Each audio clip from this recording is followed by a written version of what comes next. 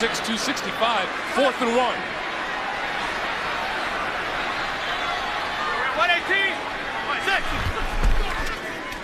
Manning on the slant. Beckham!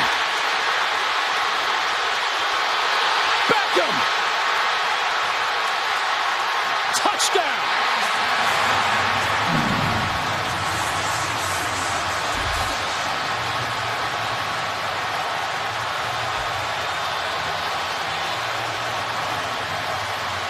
There is a flag thrown in the end zone after the play.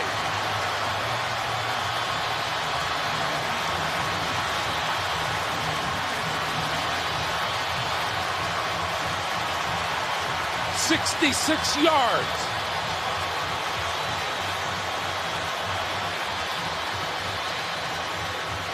And back to the net, which is the Holy Grail.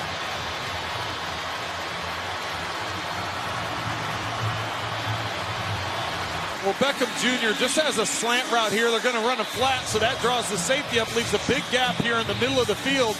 The three previous plays, Beckham Jr. is nursing that left rib and left hip. This time just catches the slant. I wasn't sure he was going to have enough to get to the end zone because of that injury.